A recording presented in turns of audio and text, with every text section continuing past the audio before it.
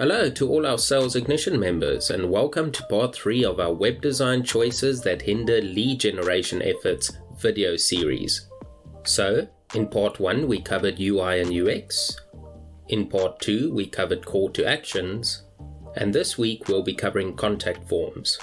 If you haven't seen part 1 or 2, we strongly recommend watching them first.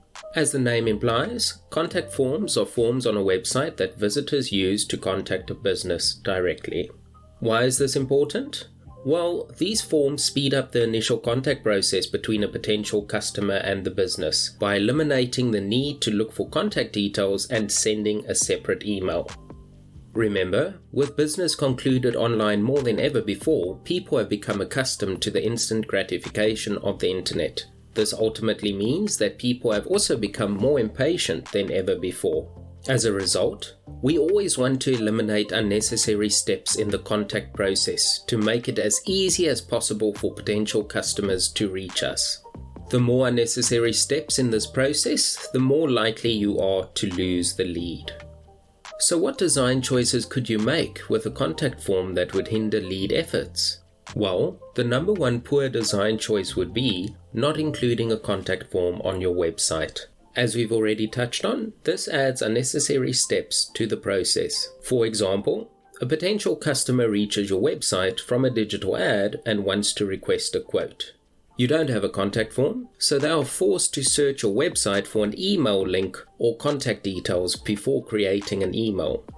Even worse, perhaps you don't have an email address published on your website, and the potential customer dislikes making phone calls. This is how you quickly lose leads, and the truth is that a simple contact form would have prevented all of that. Let's say you do have a contact form, what then? Well, if your contact form isn't easily accessible or well positioned, you are again making it difficult for customers to reach you. If your primary goal is for website visitors to contact you via contact form, you have to ensure that it is easy to find.